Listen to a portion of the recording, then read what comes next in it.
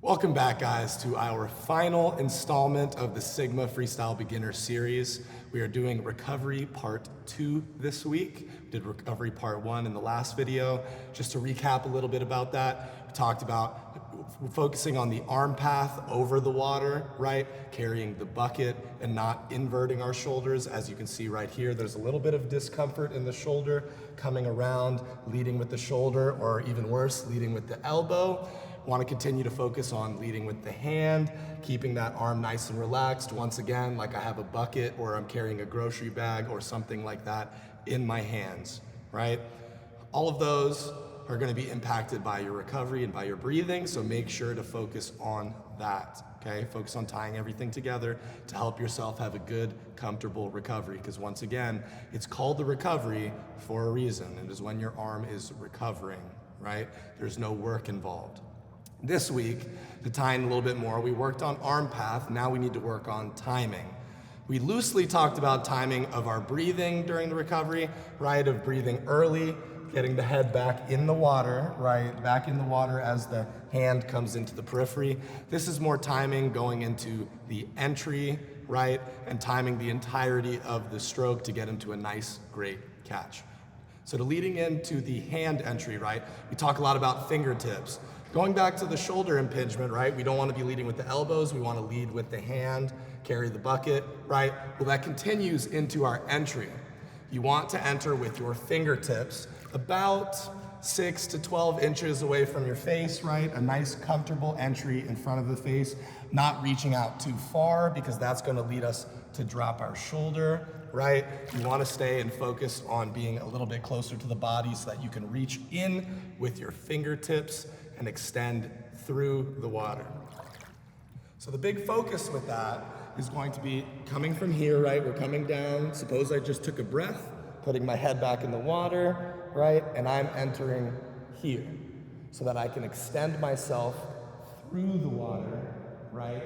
And get into a good reach, eventually getting into a nice, great high elbow catch. I'll do the same thing on the other side, right?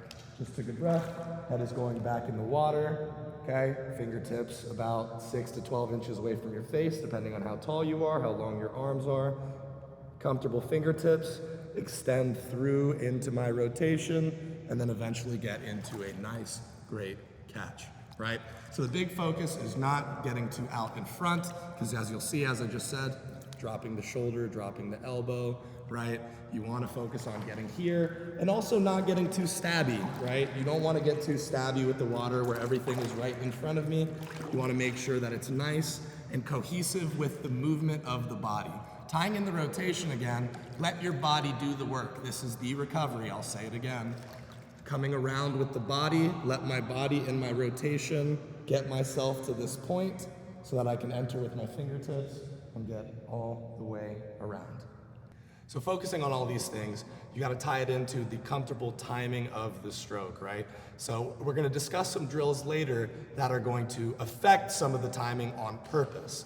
But in the grand scheme of freestyle, I want you guys to focus on getting into your hand entry out of the recovery and tying in the catch a little bit. I want you guys to think about when you're supposed to take your catch. We're gonna discuss a drill called catch up later, which is going to be more hands out in front and just one after another so you guys can focus.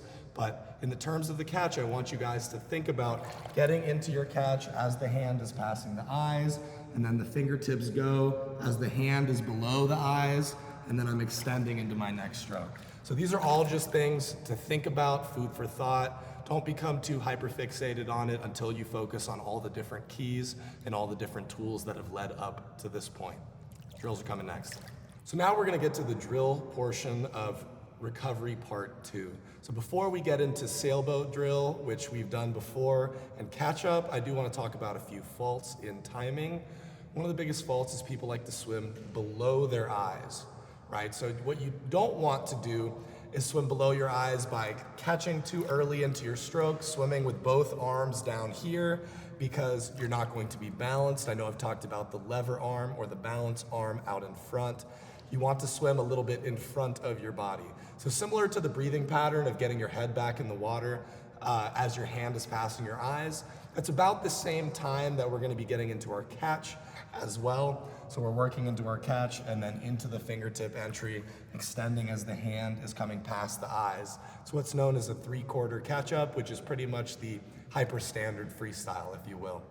So what we're going to demonstrate today, I'm here with Fred, and he's going to join us and demonstrate some of our drills. But before we do that, we're going to demonstrate what not to do.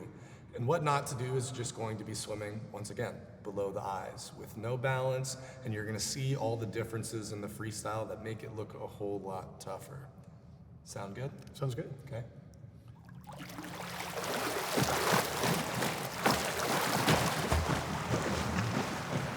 So as you can see, his head and his back are completely submerged. He's having a little bit of trouble staying balanced. All right, whenever you're ready, same thing coming back. His head and his back are completely submerged. His kick is getting a little bit wild as a result. It's making it for a lot tougher of a freestyle. So now we're gonna work on what to do. Okay, so with that, we're gonna go into catch-up drill. So the focus of catch-up drill is just swimming out front. You're going to be really laborious, stroke to stroke, and you're just going to, every time you tap the water, even with your shoulder, don't want to tap on top of the other hand. You're gonna go into your next stroke, and then tap, go into your next stroke. Does that make sense? Makes sense. Okay, great. Just make sure to focus on a great open recovery, good tight kick, and good body line in the process. Sounds good. Okay, whenever you're ready. So the big focus with catch-up drill is one, taking an opportunity to focus on your entry. We talked about the fingertip entry. And two, exaggerating the freestyle. We understand that this drill isn't true to freestyle. Same thing coming back. We understand that it is not the same as a normal freestyle. No drill is perfectly foolproof. So that's why we're taking an opportunity to exaggerate what we're doing, staying in line with the shoulder.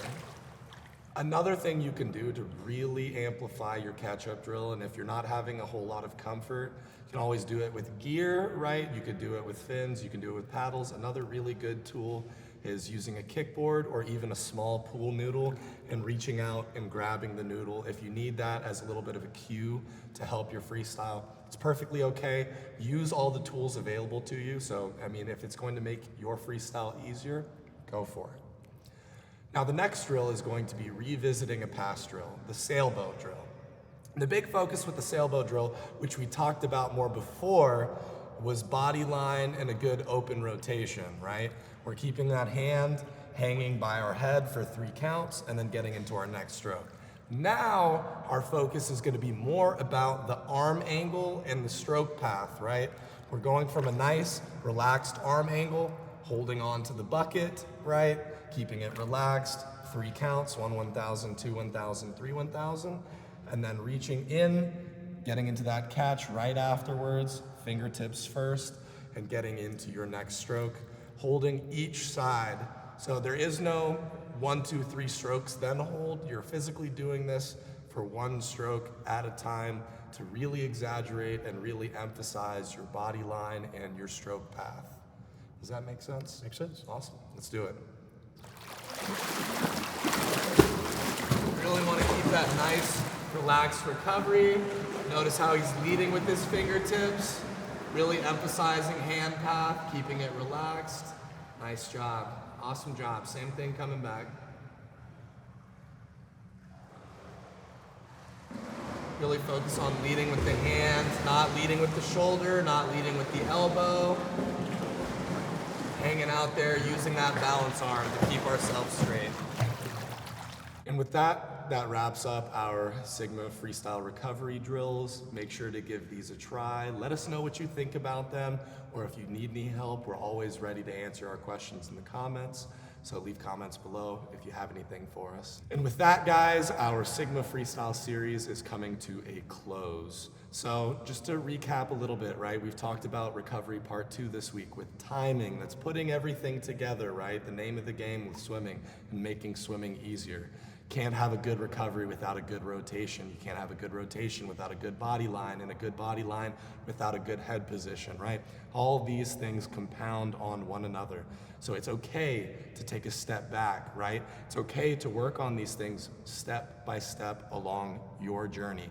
Your freestyle might be different than your neighbor's freestyle, than his or her neighbor's freestyle. It's going to be different, and that's okay. This is your journey, your time to figure out how you feel in the water using these tools. Hopefully, we've provided enough for you to be able to go and get started on your journey and work alone without an active coach necessarily, to be able to find out how freestyle works for you, right? I know how freestyle works for me. Here at Sigma Swimming, we know how freestyle works as a whole, but everybody is different, so enjoy it. We really hope you enjoy it. Here at Sigma Swimming, all we care about is paying forward our experience to give it to you, the viewer, and to be able to build a little bit of a repertoire of swimming, right? We thank you guys for watching. We're so grateful that you've stuck along over these 9 videos. I know that they haven't all come out in close succession, and that's okay, but we're trying to do our best to bring swimming to your world, to your screen, and allow you to come into our world as well. So thank you, thank you, thank you. If you like what we're doing, continue to like, subscribe, follow along. There's gonna be more videos coming out very soon. Go check out Perry's videos, go follow along to the life and times of what's happening in Sigma Swimming. But most of all, thank you, and we look forward to you guys joining us again soon. Thanks, guys.